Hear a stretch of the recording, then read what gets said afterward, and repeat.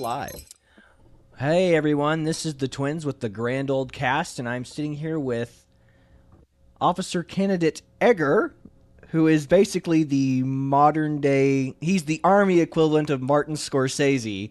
Who Martin Scorsese was going to be a man of the cloth, but then became one of the most prolific film directors of all time. Now Egger was going to be a man of the cloth, and he's going to become one of the most prolific soldiers of our time. So there's that little piece of information there that would help people understand who this man is. But tell us a little bit about yourself, Edgar.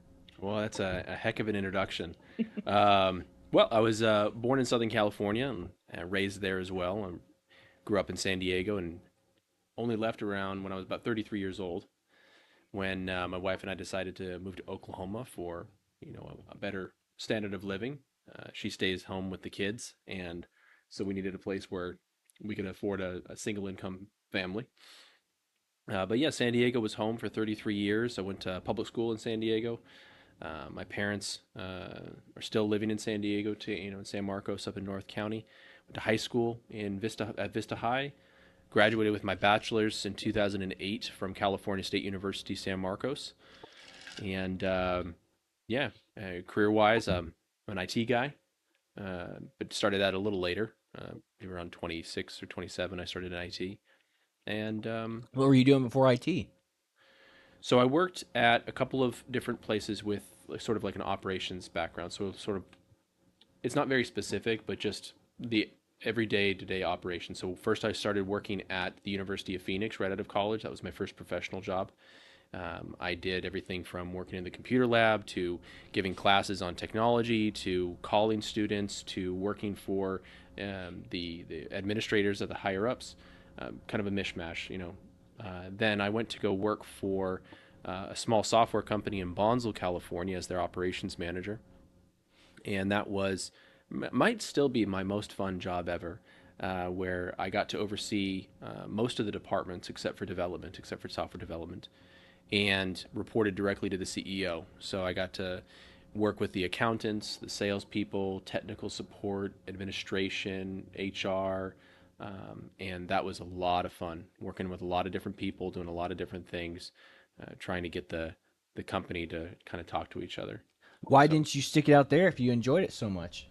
well, unfortunately, I didn't realize it when I joined it, but it was a sinking ship when I joined it, unfortunately. Really? How so? So it was the company leader was a really good dude, and he had the company for like 22, 23 years, which is a heck of an accomplishment, right? Anybody who has their business for more than 5 years has already massively beat the odds, Way right? ahead of the curve. And he had it for 22 years, so tremendous guy.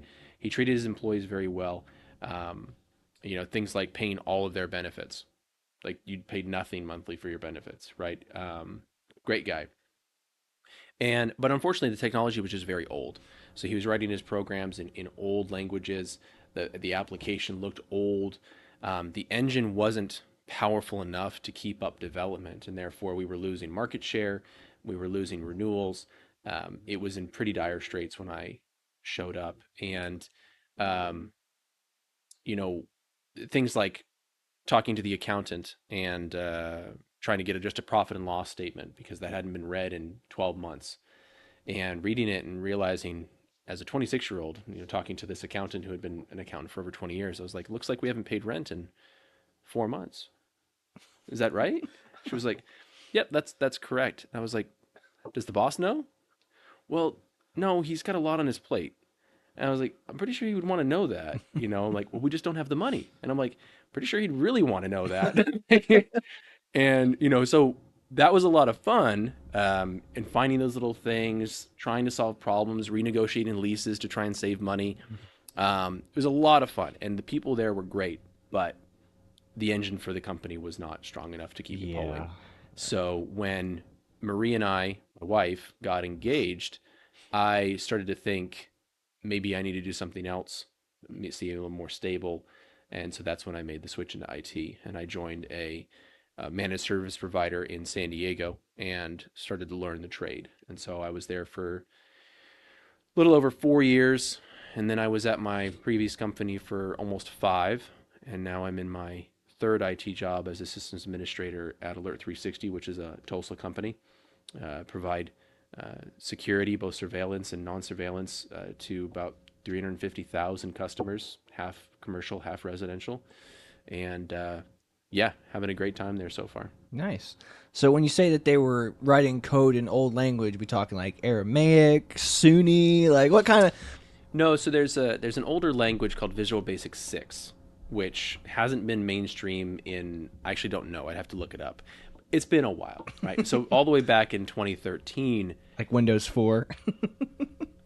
that wasn't a thing. But Windows 3.1 or no, I don't remember exactly when Visual Basic 6 became obsolete, but in 2013 it was obsolete. Okay. Um, and remained so. Never became non-obsolete. So that was struggle. So programming when you're programming software, they actually have different programming languages.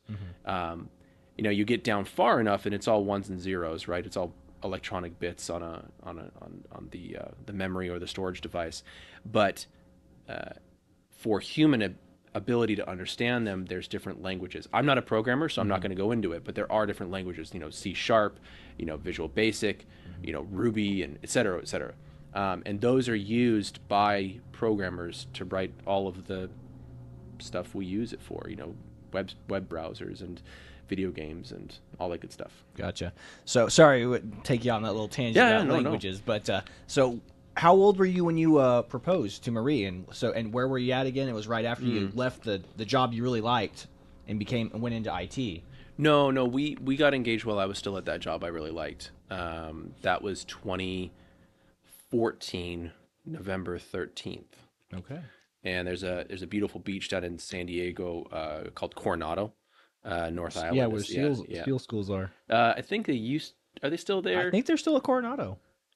Maybe it's Top Gun that's not there anymore. Right, yeah, Top Yeah, Gun's because not they're in in Miramar Fightertown. anymore. Anyways, yeah, so down in Coronado, there's a beautiful beach, yeah, that's where I proposed. I tried to do something. Wanted to do something else. I wanted to be like up in the mountains or whatever, but I got the rings back that day, and I just kind of burned a hole in my pocket. Yeah, So for sure.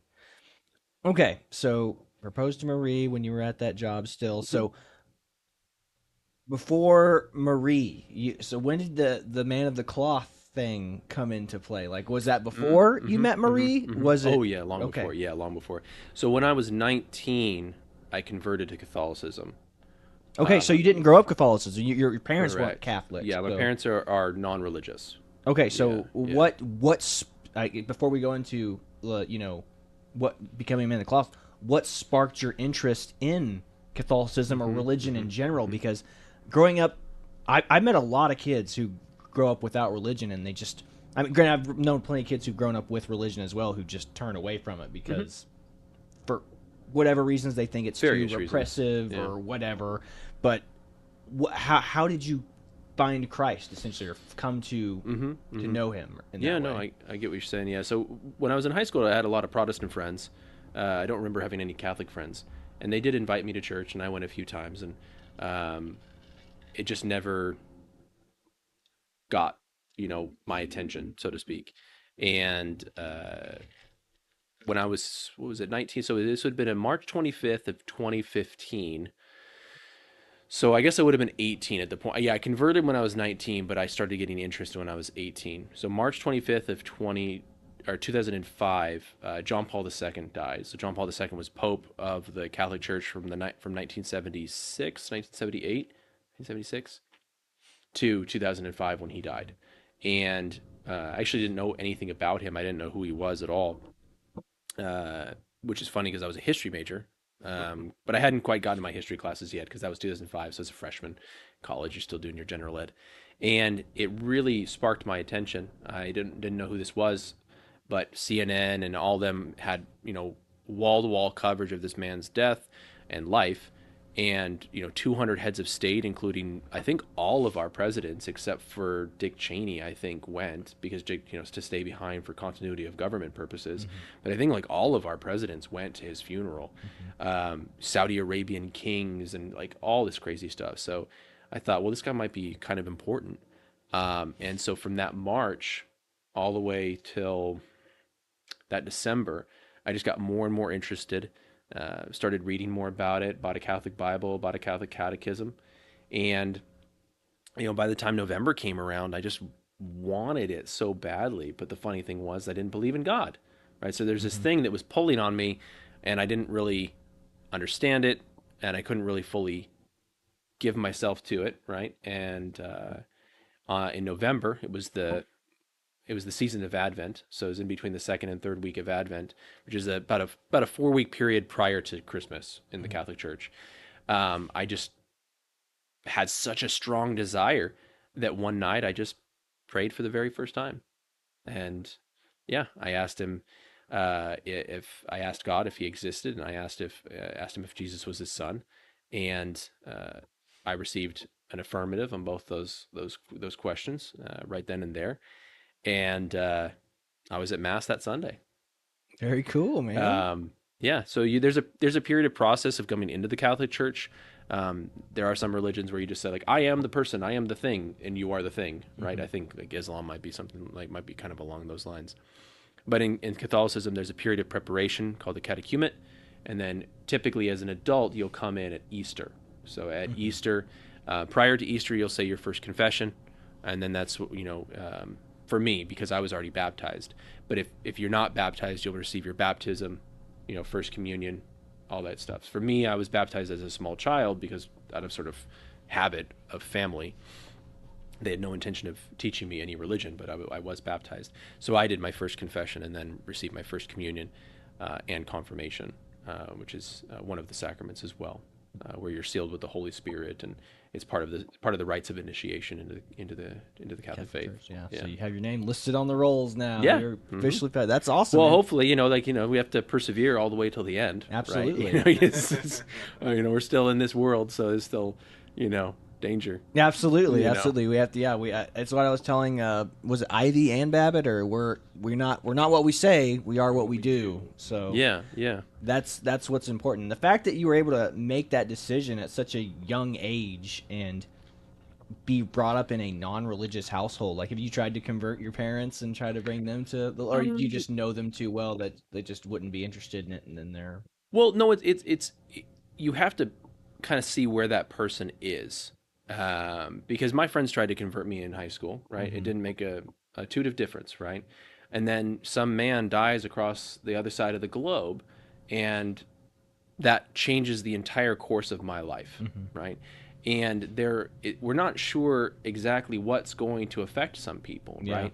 If you are a young, impressionable man and there is an older man who you admire and he really puts the fear of God and you say, you should go to church, come with me, like forceful, that might work for that young man, right? Hmm. Might not work for a young woman or an older, and if you're a grown adult, there's certain ways that are going to be impactful and certain ways that are not.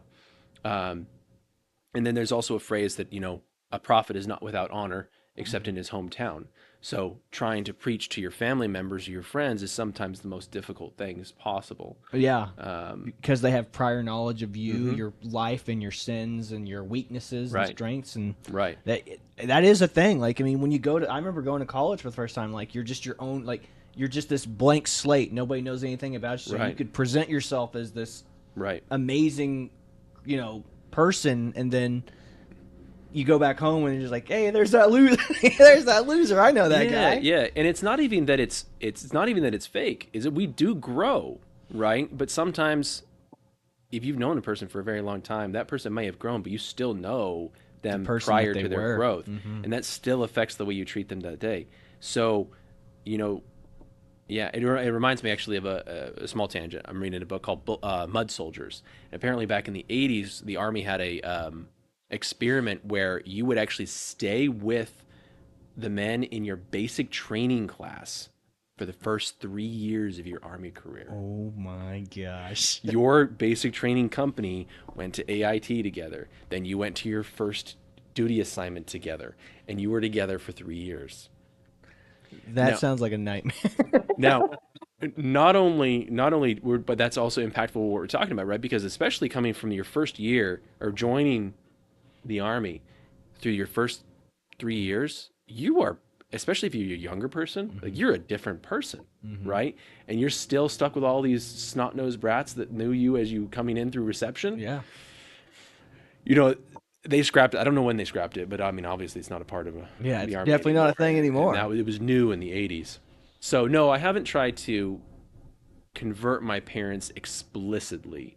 I mean, we've had 1,000 conversations about religion and Hmm. politics, and we try and provide a good example, and I try to honor my mother and father to the best of my ability as an adult. Even normal adults with people of the same faith, you don't listen to your parents the same way as when you were a child. Well, especially when you're not of the same religion, Hmm.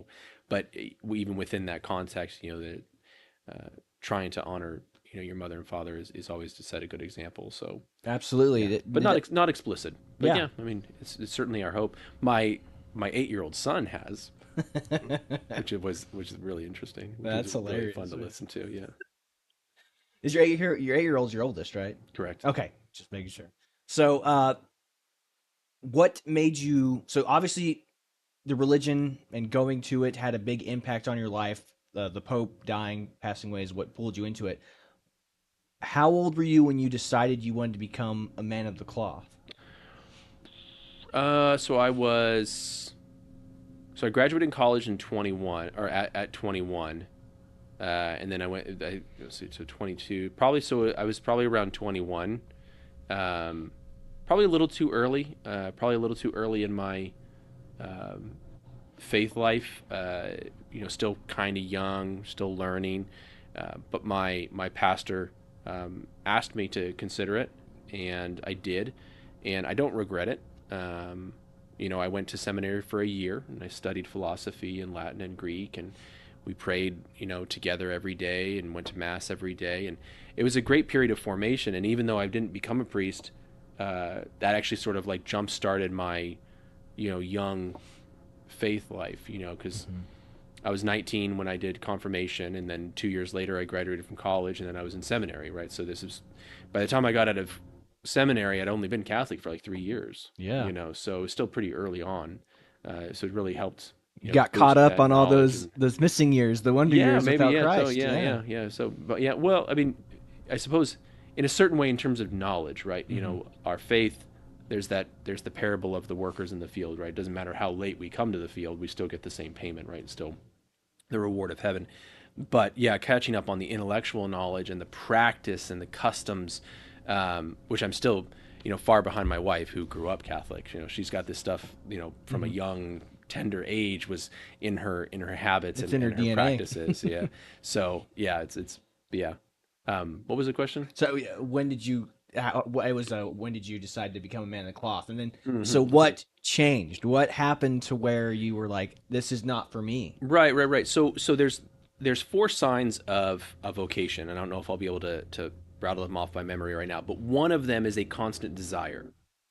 And I no longer had that desire, so I didn't want to be a priest anymore. And so, um, So by desire, you mean constant desire to teach or preach the word or the gospel, or to be a priest, like yes. so, say like if you believe you have a vocation to being a monk, there's a wonderful abbey. Or a monastery about an hour and a half east of us with like 60 monks out in the middle of the forest. Fantastic place. Clear Creek Monastery. Our Lady of Clear Creek. If you go out there and visit and you spend 3 weeks and you still want to be there, and you spend 3 years and you still want to be there, then they'll let you take like temporary vows. I don't know the exact time frame. Don't quote me on that, but you have to have a constant desire of that way of life. Um, and then by the end of my first year of seminary, I no longer had a constant desire to be a priest. I wanted to be married. I wanted to have a family. So one of the four marks of I was missing at least one of the four marks of my vocation. And Gotcha. so, you know, Okay, yeah. very cool. So you had one story at seminary that you've told me and Chad, but it was something about you. Just your one of the fathers or padres came in and caught you shaving your head, Oh, right? What was that all about? well, so I've shaved my head, or not shaved my head, but I've done my own haircuts since seminary, roughly. And we had this dorm. It was a hallway, and all the rooms were off the hallway. And as you entered, there would be the bathroom first off, and then the room, almost exactly like what we have ours our barracks at the OKRIT RTI. And one time I was kneeling in my bathroom area, which was right in front. Because like just like our sink in the RTI, right, is like if you open the door, the sink's right there, Mm-hmm. right? So I was kneeling in front of my sink, and I was shaving my head, and the rector, Father Matthew, I don't know his last name anymore, Spar, Father Matthew Spar. He was like, Kevin, what are you doing? And I'm just like, bzzz, shaving it all off. And I took the opportunity to just give him a little quip. And I was like, well, Father, it's all vanity, anyways. And I just go right back to it, shave my head. And he just like walks away, shaking his head.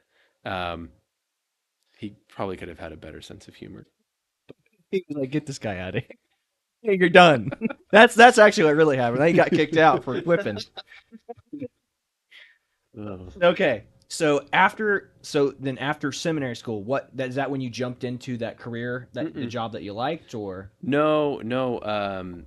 I so one of the things that I would love to pass on to my sons is these lessons that I've learned really in my late 20s and in my 30s to pay more attention to things, to think about things, to plan ahead. The Army certainly helps with that as well, but Mm-hmm. this development probably started around 26 or 27 years old. Mm-hmm.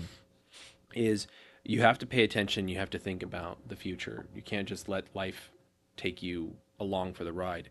And even exiting seminary at 22, 23 years old, I was still allowing life to more or less take me along for the ride. And so when I got into seminary, I literally just walked into the grocery store I worked at during college, and I was like, hey, can I come back to work? And they were like, yeah, sure.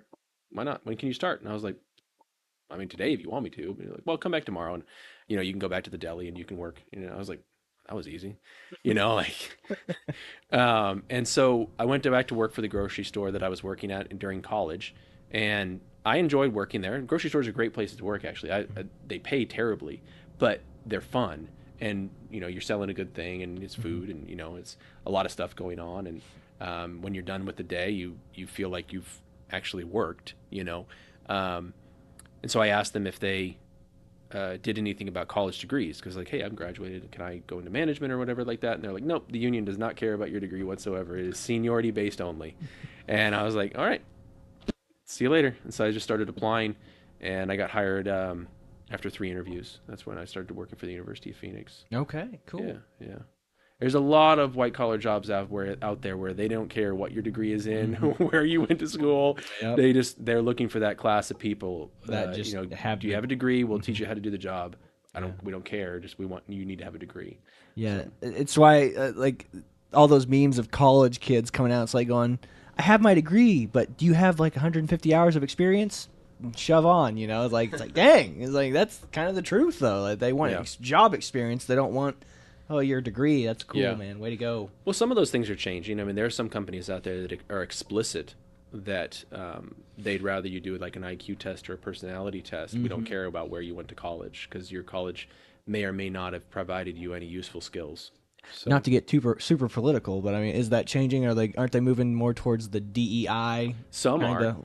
Well, I mean, I think The there's a companies are going to separation. fail. Yeah, I Yeah. think there's a separation. I think that there are some companies out there that are explicit in their denial that college degrees are essentially worth something, and then there are those who are um, looking for you to check all these types of boxes, regardless of your character or your skills. So yeah, it's divergence. So did you meet Marie while you're working at the University of Phoenix? No, so Marie and I we went to the same parish for a while. So Mhm. we met. We actually met just before I went to seminary, Okay. um, but we were friends. We were always Mhm. dating somebody else until what was it 2014? Yeah, 2014 when we were both single for a very brief moment, Mhm. and I took my chance. Very nice. So turns out we both liked each other the whole time. Winning hearts and minds over here, man. Way to go. Yeah. So, how quickly did you guys get married, or how long did that take? So we were engaged after uh, 4 months. Yeah, we got engaged after 4 months, and then we were married after 9 months of dating. Hmm. Yes, we got engaged. So we started dating in July. We got engaged in November, and we were married in uh, April or May. Okay. So he knew. You were just ready to tie the knot. I don't know what it is about April and May. They merged together in my mind. May 25th. May 25th. I'm sorry. Okay. May 25th. Very cool. Yeah. So I know that the military is kind of you come from a military family, kind of like Chad and myself do. So was the Army number one, or what happened? Did you have a choice before Army? Yeah. No, no. It was not number one. All the way back in college, the Marines were actually number one. They were by far the most professional recruiters. They looked the best.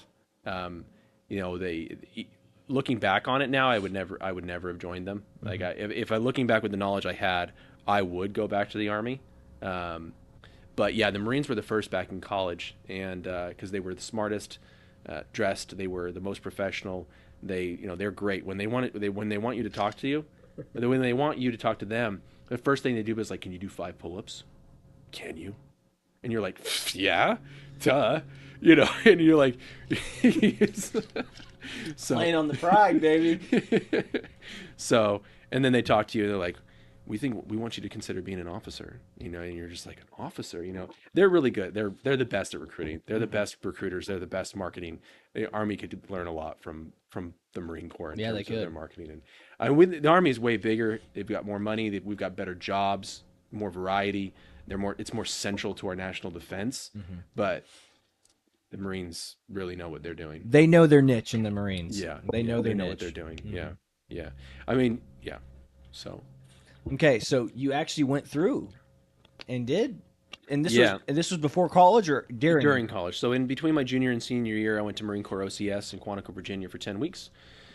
Graduated, and then decided to go to seminary rather than take the commission. So that's when I graduated college. That's what I had that decision to. I spoke to Captain Gomez, my recruiter, and I spoke to Father Kavanaugh, my parish priest, and came to the conclusion that I should go to seminary rather than take the commission. But yeah, there was 10 weeks of Marine Corps OCS in Quantico, Virginia. Very difficult.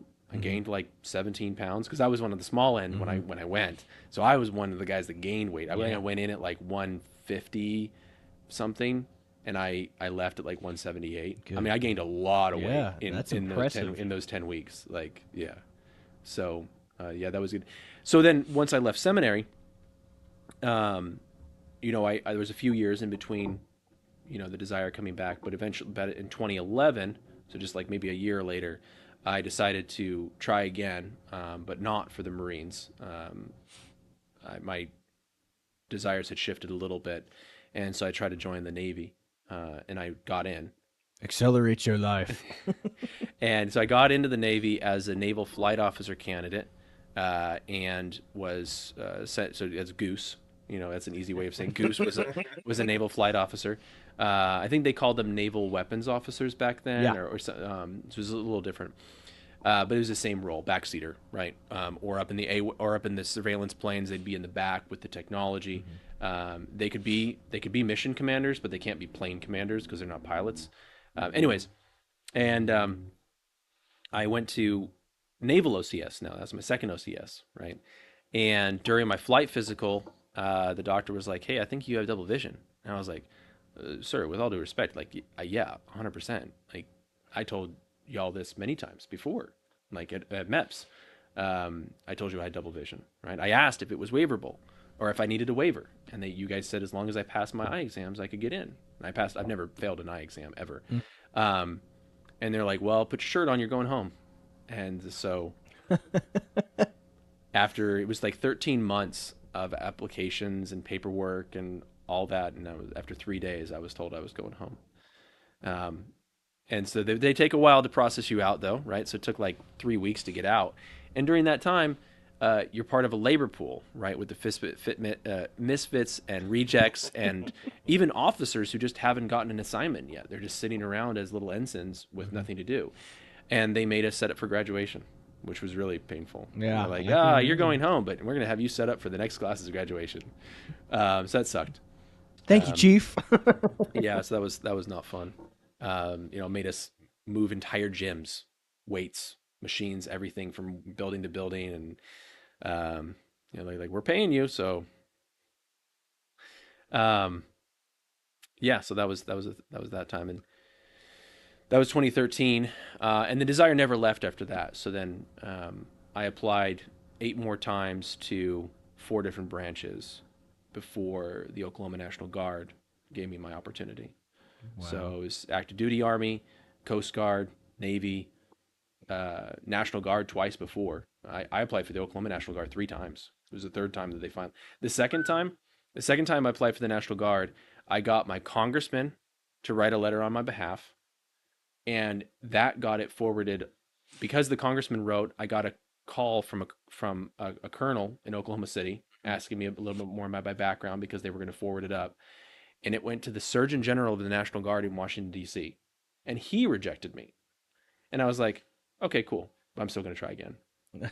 I tried a third time, and shockingly enough, even after the Surgeon General said no, we know we're having a recruiting issue, right? That's not a secret. But even so, I still tried again after the after the Surgeon General in D.C. said no. I was like, yeah, I'm gonna try one more time, and got that shot. So, yeah, that was 2022. So it was, from 2011 to today has been more or less a constant effort. You just love a kick in the teeth, don't you? Well, I knew from a very I knew all the way back in 2011 that these organizations are large bureaucracies with tremendous numbers of people, and I knew that my double vision was not a 4 level waiver. Like you'd see in like World War II movies like 4F. Oh, I'm 4F. You look 1A to me. Yeah. Oh, a 4 level waiver, a 4 level classification is not waiverable. Like that's illegal to let somebody in if they're 4F. Uh, Maybe not illegal, but they don't give waivers for 4 levels. Mine was a 3 level. It was very serious. It was the most serious level of waiver that you could possibly ask for. But it was like that guy from Dumb and Dumber. I don't even remember his name. He's like, but you're saying I have a chance. You saying I have a chance? And so, I mean, until I was going to age out, I was going to keep applying to my wife's chagrin. Yeah, that's kind of the way it was for me. I was me and Chad were depped into the Air Force, and about the same time you were making all your applications, right before COVID struck, Yeah. and we were prepping for the special operations, and I wanted to be a TAC P, and for that's like they embed with Rangers and Special Forces. They just call in all the airstrikes and stuff, like that's their job. So I was doing that, and I got disqualified on my depth perception. I didn't know what depth perception was up until that point, and they're like, so I went and got glasses, and glasses made it worse, and just kept going back and back. And they're like, yeah, you can't be the one job that you want to do in the Air Force. I was like, crap, man. So I had to they were like, well, you have to try. You can't do this. This is the job that was the easiest among the Special Forces things. Now you have to do PJ standard stuff. And I was like, man. And we just kept getting worse and worse when we were training for that. Like it just got slower on my run times and stuff. And I was like, man, this sucks. That's a bummer. So but then COVID hit, and then our eligibility ran out for our debt. Like you have to go back to MEPS. And I was like, screw that. It's like I don't want to do that again. So I think I've been to MEPS 4 times. Oh yeah, 3's enough for me, man. But Yeah. God, yeah, it was awful every time I went. And sometimes I just went back for my eyes, but still, just having to walk through the door and stand in line with all those kids, like you're just like, this blows. But man. the Oklahoma City MEPS is one of the better ones. 10 times better than the San Diego one. The San Diego one is massive and sprawling and old and inefficient. Yeah. Like Oklahoma City was like, they run it pretty well. yeah, it was pretty good.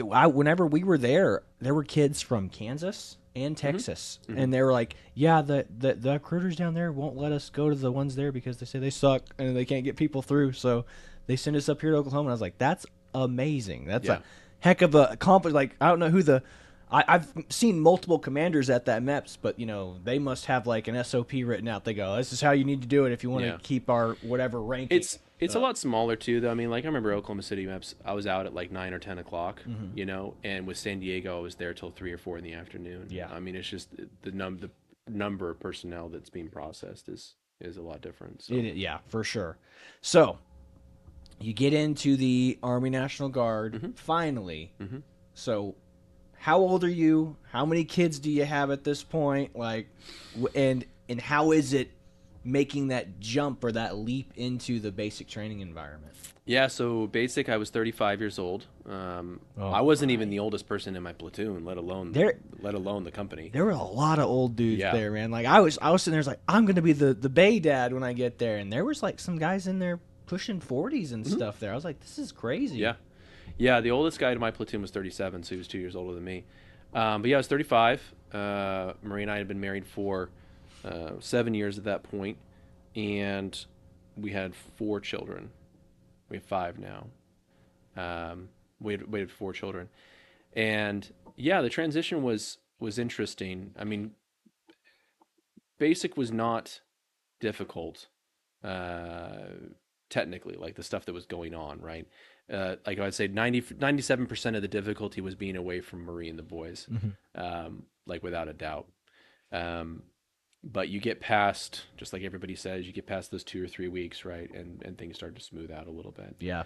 Um, it was good though. It was good. I mean, a lot of the kids in the I don't even like to use the word kids. They're men. They're young men, Yeah. right? But a lot of the young men in the platoon were could have literally been my children. Like Hmm. if I had had a child at 18, they would have been 17 today, and there were 17-year-olds in my platoon. So they Hmm. literally could have been my children, um, which was never a disadvantage. No one ever said a darn thing about my age ever.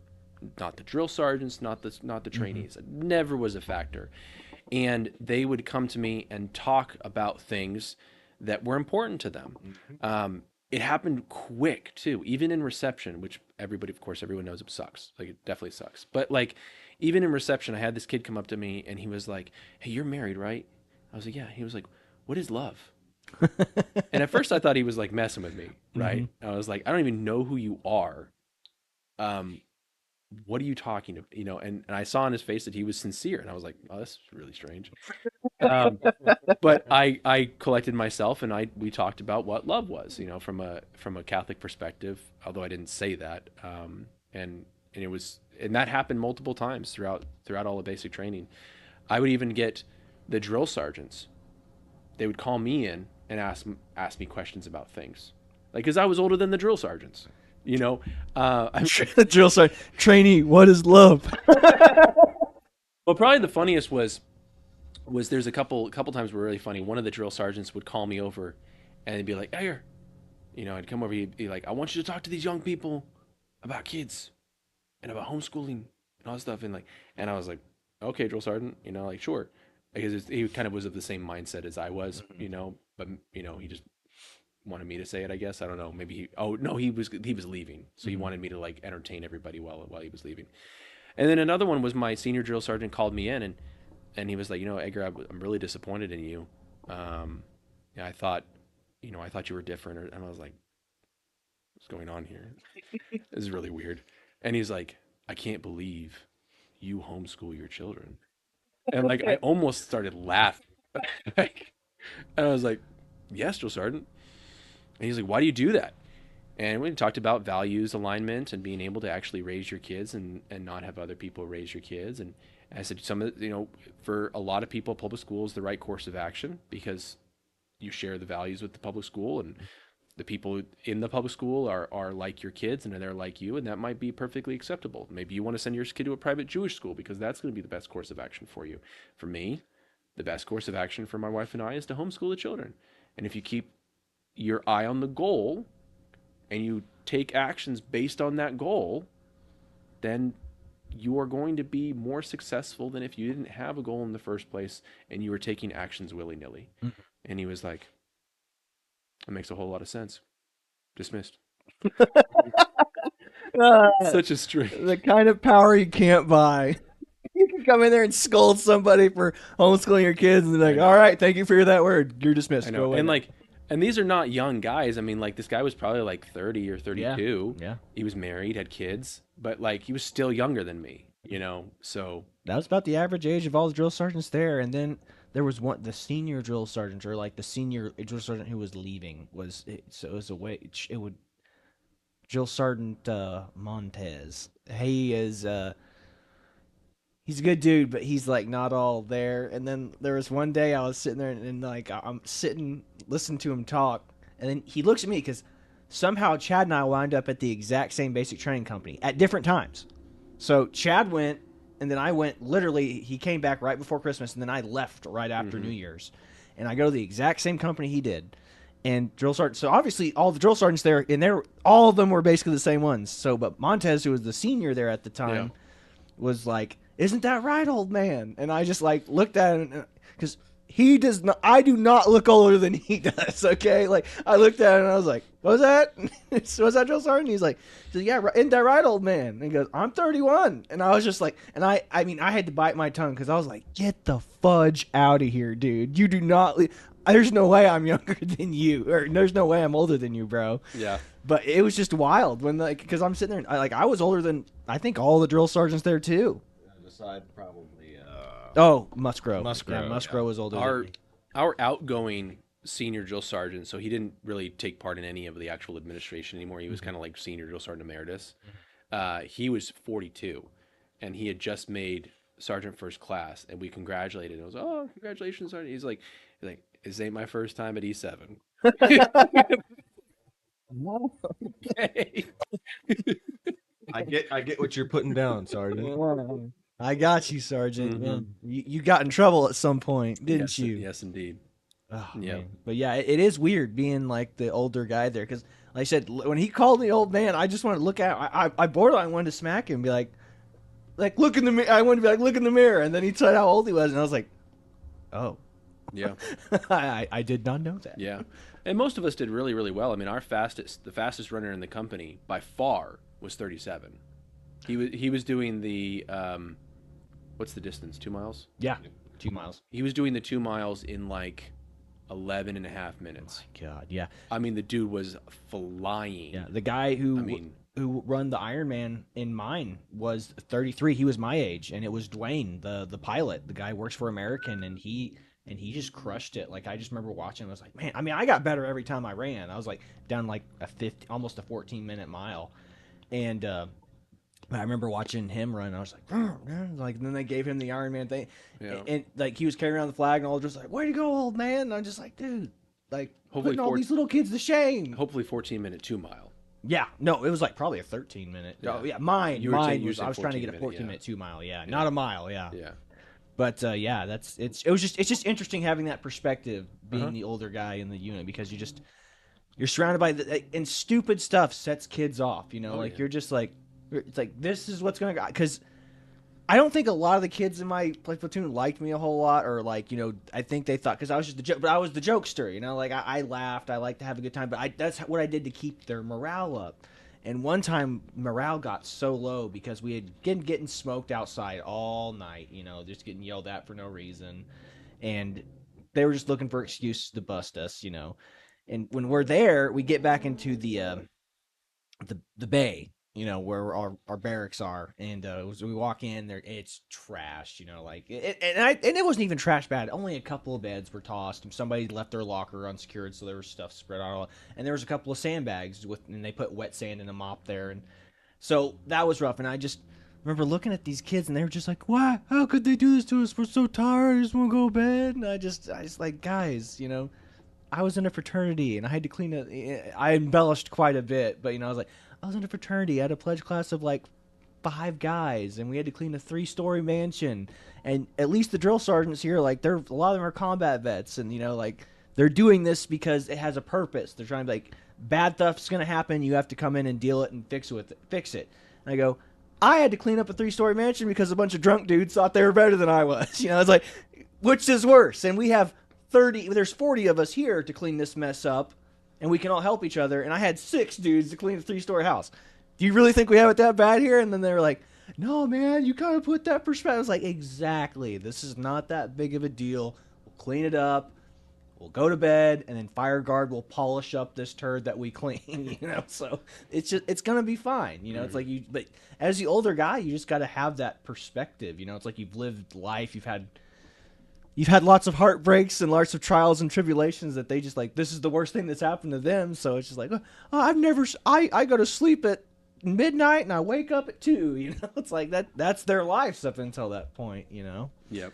So, but yeah, so what is probably one of the best, Other than the ones you've already told us, what's probably the best story you've had from basic training?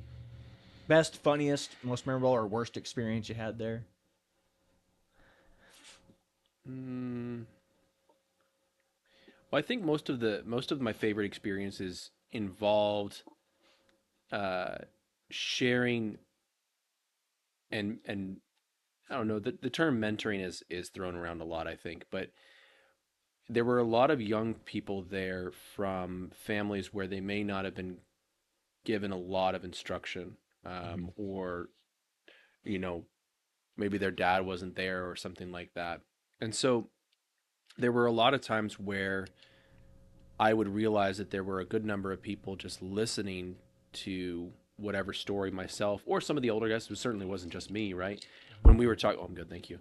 That we were just talking about something, about kids or about school or about whatever, because a lot of these experiences these guys had never had, right? They hadn't had college, they hadn't been married, they've never had kids, they've never had a job, right? And so a lot of those was sharing that and keeping them focused was very enjoyable. I was also platoon guide for almost the entirety of the cycle. All three of the field training exercises, most of the non-field training times, and that was really great too.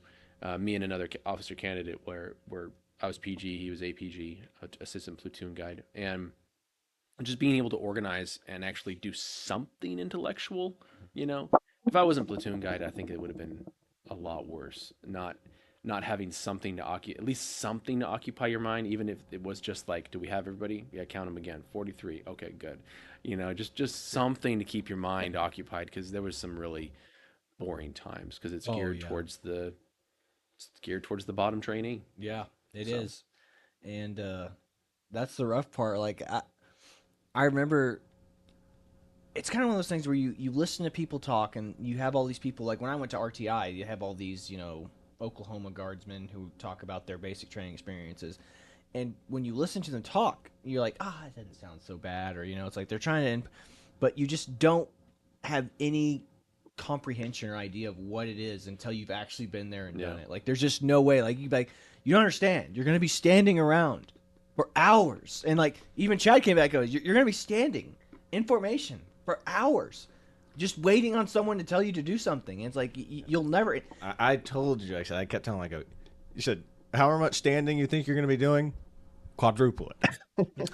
there was less than I thought, but I think that was actually due to my memories from college with Marine Corps OCS, because I mean, we're talking. We did in a basic training, and what we've done so far in OCS is nothing what they made me do in 2007 with Marine Corps OCS. I mean, we would stand on the blacktop. I think one of our inspections, we stood on the blacktop at parade rest for 3.5 hours on the blacktop in Virginia in July. Good God. 3.5 hours. We had guys literally fall over, faint, because it was inspection time, and they would go one by one by one. But I think honestly, probably the best thing that happened in basic training was one time some of the guys in my platoon got upset at my leadership style, that I would maybe not take their desires into as much consideration as I could have. And it made me realize that it was true, because I was seeing them as 17, 18, 19-year-old guys, and I did not think that they were worthy of being considered. And I realized that. I was like, oh, that's right. I am doing that. You're a dictator. And they were like, you're not the boss officially, right? We're all peers. And I was like, you know what? That's a good point. That's a really good point. And things got a little heated between people who agreed with them and people who disagreed with them. And I was trying to, we all know all three of us are fans of Jocko Willink. I was trying to step back and look at the situation, and I did while people were yelling at each other. And I thought, you know what? No, they've got a point. They got a point. And what happened after that time frame was that the squad leaders who were assigned and the team leaders who were assigned, they went from being oppositional and like downright insubordinate to, hey, now we're all getting along with each other. We actually like each other. we like each other better. Maybe not super like each other, but like each other better. And that was a great lesson to learn. And I think it's a lesson that will serve me because being an older candidate, I'll be a 37-year-old second lieutenant, right? Junior officer. Right. I'm going to be going into a platoon that's going to have a bunch of 17, 18, 19-year-olds. Maybe not as many as I would think, but there's definitely going to be some in there. Sure. And if I do treat them like children, I will have negative consequences. And so I need to realize that they are grown men or women. And if they're going to be, if I have a female in my unit that I get assigned to, and if I don't take their wishes into consideration, if I it's not as I don't want to say what I'm hesitating to say is that it's not like the unit isn't run like a egalitarian democracy, right? The platoon leader's still going to be in charge, right? But at the same time, they are humans. They have wishes. They have desires, and we are a free people. And the Army is made up of volunteers. And so, if you act like a dictator and you don't take your troops' thoughts into consideration, it's not going to end well for you. No. So that was probably the best lesson, probably the best thing that happened to me in all of basic training. Good deal. That's awesome. So, good lesson learned there. It's definitely, like I said, keeping those morale up with those kids. It's difficult. Like I said, that's what I told you. Like my role was like you kind of had a good bonded group with your guys. Like I was sitting there like, wait, it's amazing how we had such very different experiences in basic training. Like I didn't bond with I don't feel like I had like a really good core group of friends there at basic training. I just felt like I had kids I was mentoring with. Like I said, don't get me wrong, I ended up really liking a whole lot of them. I still talk with some of them, but like I said, it just felt more like a mentorship than like a reciprocal kind of friendship thing, Yeah. So that was a little rough because I was just like, there wasn't a whole lot of people that I felt like I could turn to and I didn't really turn and lean on anybody very often anyway. I just remember I had some guys like, hey, you want to do laundry together, and like that I had a guy who I'd do laundry with. So it was an odd experience, but I still enjoyed it. It was still I learned a lot, and you learn a lot about yourself, and you learn a lot about just the dynamics of very, very different personality types and groups of people. Like I think going to basic training definitely would make everyone a better officer in the long run because you get to see what it's like from the grunt size, from the ground. And I'm sure you might have a different perspective. Go ahead. I know people say that, but like basic training's not. That's not the same as being in an operational unit. Yeah. Like I've never been in an operational unit, but I've certainly talked to enough people and read enough that like if you try and say like basic training is what the Army is really like that's what it's like to be a private or a specialist in a field artillery brigade. It's like no. I mean there's some hazing, there's some messing with them and everything like that, but that's not the Army. So a lot of people have that argument, right? But the Marines, the Navy, and the Air Force, and the Coast Guard, they don't send their officer candidates to basic training. We're the only ones that do that. So I am not convinced that it is necessarily the best course of action. Okay. But if we didn't do it, we'd have to severely modify OCS, right? Because Yeah. we wouldn't be getting those basic skills that we get at basic training. Yeah. Or we'd have to extend BOLIC. Things would have to change pretty significantly if we didn't send our OCS candidates to basic training because, sure, you're not memorized, but hey, you do a tourniquet for the first time. You learn how to do the 3 C's, or the 4 C's, combat casualty care, 3 C's. I'm forgetting some of the things already, but you get those initial exposures, right? But the other 4 branches don't do it. Yeah. They don't send their officer candidates to basic training. I agree. Well, so after you got back, I know you had like a little ritual you did, like your kids like pull like a ring or something off. Yeah. So my wife got them, built them a ring chain, kind of like as kids you might have done it paper for rings, paper right, rings, right? Absolutely. You might have done it as kids for Christmas or something like that, and countdown, right? So there was 73 paper rings, and they tore one off every single day. As I was getting closer to coming home. So. Yeah, that was fun. So when did you get back? When did you graduate basic? What what month and year, and when did you get back and start the pre-OCS program? I guess we graduated August 4th, 2022, and I started pre-OCS the next drill. When did you get back, Chad? Let me see. I got You back back December I got back 2020. December. I got back right around, like I said, So December Edgar 2nd or 3rd. you Yeah. had like what 3 drills, and then you September, showed up. October, November, December. You showed up in January.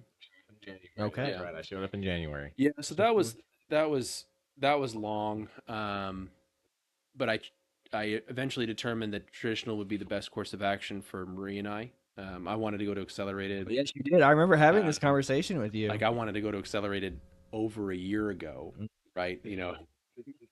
Um, Ah. and then I was like, well, maybe I'll go to summer, and it just ended up being that I need to be grateful that I'm in after trying for so long, and there needs to be compromises with my, you know, my I try and use the terminology, my other joint force commander, you know. We are peers and we need to agree on the course of action. And honestly, like she already did a tremendous thing at the age of 25 or 35 with 4 children, even Mm. saying yes, Yeah. right? Um, if it had come out of the blue and I just been like at 35, been like, I want to join the army, should have been like, absolutely not. What That are you, is, stupid? you are borderline insane. But because I had been trying ever since even before we were even Yeah. dating, she knew it was something that was very, very, Important. very important to me. Um, I would imagine a scene from Misery where she's breaking. she was like, "You work from home doing IT. You ain't don't need those knees." Yeah. Um, no, and so then we determined that traditional would be the right course of action, which was more difficult than I thought. Finally, telling the cadre that I was going to do traditional, and then Oh, Captain Stosher trying to like, what are you doing, oh Edgar? yeah, Making a Lieutenant huge Stosher, mistake. Lieutenant Stosher did not want me to do traditional, and then also I wanted to do infantry for the longest time. I still do, but I also agree with Marie that I would do a BOLIC that was within driving distance of home. Unfortunately, we have 3 BOLICs that are in driving distance, Mm-hmm. at least three, but three combat arms are within driving distance. So Mhm. FA and ADA are down at Fort Sill, and then combat engineers are up in Fort Leonard Wood in Missouri. So all 3 of those are easily drivable for a weekend coming home, and that would lessen the impact on her and the boys for me being gone, and would still allow me to do combat arms. So hoping for field artillery.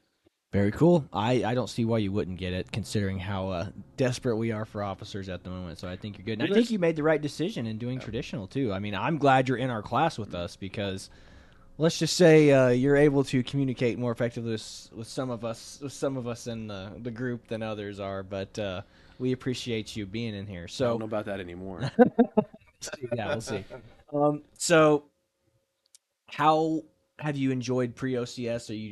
Have you just been ready to be done from the minute you started, or have you actually gotten some actual learning experience when you were in the pre-OCS program? Pre-OCS was definitely instructional, or was definitely instructive. The land navigation was tremendous. Getting those reps in, it really allowed me to honestly breeze through the land nav at phase 1. I Mhm. mean, no factor whatsoever. I was the first one done, that morning out of us 90 of us candidates, right? Yeah, So absolutely. that was really helpful. But no, I was a little impatient. I was like, okay, it's September. Phase Mhm. 1 doesn't start until July. Yeah. Okay. I think they did It a was very almost a good job. year of free OCS, Yeah. almost a year. Almost, yeah, for you for sure. I remember coming in and, like I said, even the minimal land nav stuff that I got, like it was super effective because I just had that like one day of land nav you do at phase 2, right? Or what was it Basic called? training. In basic training when yeah. you're at I guess it's after the 6 month. No, is it the is it the 7 mile? Basic training's land Yeah. navigation. Yeah. I mean, it's a good introduction, but yeah, it's But very yeah, very simple. Oh yeah, and my group that I was with, we didn't find a single one because I was gone you doing. serious? I had details every time they taught a land nav Oh, course. we got 5 out of 5. So I didn't get to do anything. So when I got paired up with a group, I was like, I better be in a group of people who know what they're doing, because I had a working knowledge because I'd seen YouTube videos and stuff how to do land nav. But Sure. when I went there, you're just sitting there. It's like when you start, you're just like, I forgot everything. We just got done walking 7 miles. Like I don't know what I'm doing right now. So yeah, the group that I was paired with, like they were like, I know it. Actually, the one point that I said I'm gonna dead wreck us to this point. I said I got us there, and that was the only one we got right. And then I was like, I'll let you guys take it from here since you guys say you know what you're doing. And they're like, cool. So I was like, we didn't find any more after that. And I was like, I should have just stayed in charge. But Golly. when you have that coming back, and I do the one land nav course, I was just like, I looked at Sergeant Hoosier and I was like, I haven't done any land nav. I did it one time at basic, and this is gonna be rough. And he was like, you'll do fine. And then Yeah. he was right. I did. I did pretty good. And You got so much practice in phase 1. I mean, we went out there for days practicing. Yes. I mean, like days. yeah, phase 1 did great. And moving on to phase 1, what was your assessment of phase 1? Like, how was it compared to other OCS programs you've been in? I mean, I was only basically at reception for Navy OCS. Right? It was 3 days before they told me I was going, so that I know nothing about Navy OCS, nothing at all. I mean, I remember we had a room. Actually, you had a room and a roommate. Whereas with Marine Corps OCS, it was 76 people in a single bay. Like it was, Camp Gruber style barracks, which was fine. Whatever, with no air conditioning in the summer in Virginia. It was old brick buildings. It's hard for me to remember too much about Marine Corps OCS. It was 2007 now. I do remember land nav. I was first in land nav there too. Okay. So that was, I like land navigation. I honestly found from what I can remember, I was pleasantly surprised to find out how rational the Army was. That there was reasons for everything we did, and the reasons were intelligible. They weren't unintelligible. I think that was the most surprising thing about it. I thought that the drill sergeants and platoon trainers, the TACs, they were all reasonable human beings and who would explain things and who would act like human beings. Because Marine Corps drill instructors, they don't act like human beings, not until the very end. Yeah, they're cartoon Like they do characters. not break character. Like they are solid drill sergeants without breaking for 10 weeks until the very end. And okay, cool. But the Army, I really enjoyed that they were actually humans and they would explain things to you within reason. Yeah, I think that was probably my assessment of phase 1. It was mostly what I expected, and I was pleasantly surprised of how reasonable it was. Good deal. So you weren't surprised or by anything, or was anything particularly difficult, or just something that sucked or stood out in the moment, or In phase 1, yeah. again, the most difficult thing is being away from Marie and the boys, like by far. I mean, there's inconveniences, there's stressing, like all this stuff, and even our drill weekends, like our drill weekends are by far, it's only 2 days, but still by far the most difficult thing is being away from family. Yeah. So I know deployments that first month is going to be rough. Yeah. On our first deployment, like that's going to be rough, really rough. But yeah, no, it's good. I seem to be getting a hang of most of the things fairly well. And while I'm not the strongest or the fastest, I pass all my tests and all that kind of stuff. So it's like, that's true. I think I've got my highest was a 521 or something like that on the ACFT. So, yeah, it's good. Good deal. Good deal. How about phase 2? What are your opinions on phase 2? How do you feel about that? Phase 2 is probably the only time we've encountered something irrational so far with the Army, which is pretty amazing.